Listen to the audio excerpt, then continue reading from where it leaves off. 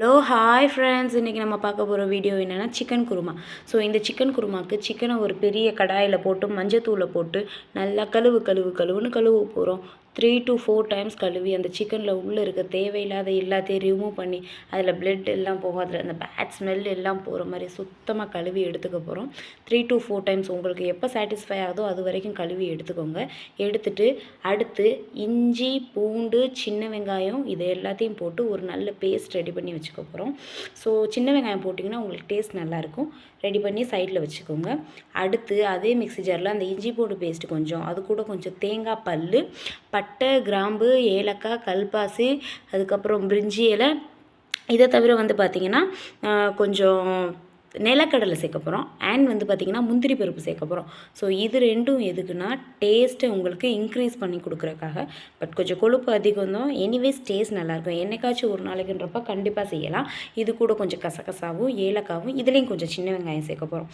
So சின்ன வெங்காயம் is must for chicken kurma. சேர்த்து அரைச்சிட்டு குக்கர் வச்சுக்க போகிறோம். குக்கரை வச்சு தேங்காய் எண்ணெய் ஊற்றுறோம். தேங்காய் எண்ணெய் ஊற்றி சோம்பு பட்டை அதுக்கப்புறம் தக்காளி வெங்காயம் கொத்தமல்லி கருவேப்பிலை இதெல்லாம் போட்டு நல்லா கிண்ட போகிறோம். ஸோ இதில் மெயினாக நம்ம தக்காளி தான் அதிகம் போட போகிறோம். அதுதான் அந்த சிக்கன் குருமாக்கு டேஸ்ட் கொடுக்கும். ஸோ அதில் கொஞ்சம் உப்பு மஞ்சத்தூள் அகெயின் இந்த சிக்கன் வாஷ் பண்ண சிக்கனை போட்டுட்டு நல்லா கிண்டி சிக்கனை இப்போ என்ன பண்ண போகிறோம், ஒரு கொஞ்சம் வேக வைக்க போகிறோம். பாருங்கள் எப்படி வேக வைக்கிறாங்கன்னு. நல்லா அதில் உள்ள உப்பெல்லாம் போட்டிருக்கோம் பார்த்திங்களா, அதெல்லாம் போகிற மாதிரி நல்லா கிண்ட போகிறோம்.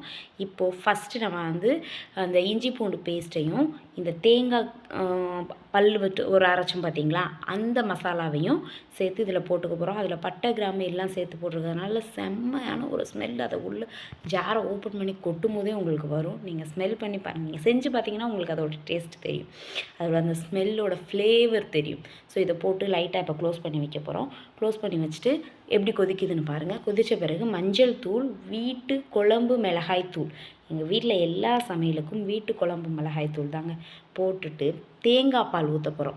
மெயின் ஒரு தேங்காவை அப்படியே உடைச்சி ஃபஸ்ட்டு ஒரு பால், அகெயின் ஒரு தடவை அதில் தண்ணி ஊற்றி 2 டைம் பால் எடுத்துக்க போகிறோம். இந்த தேங்காய் பால் தான் இந்த சிக்கன் குருமாவை நெக்ஸ்ட் லெவலுக்கே கொண்டு போகும். உப்பு செக் பண்ணிக்கோங்க, லைட்டாக மேலே வேணால் கீ விட்டுக்கோங்க, வேண்டாம்னு நினைக்கிறவங்க விட்டுருங்க. க்ளோஸ் பண்ணிவிட்டு இதை உங்களுக்கு சிக்கன்றது எனக்கு 3 விசில்ஸ் போதும். உங்களுக்கு எத்தனை விசில் வேணுமோ வச்சு க்ளோஸ் பண்ணி எடுத்துட்டா அடி தூள் செம்மையான chicken kurma. For rice, idli, dosa, chapati, puri, parotta everything எல்லாத்துக்கும் செம்மையான chicken kurma is ready to serve.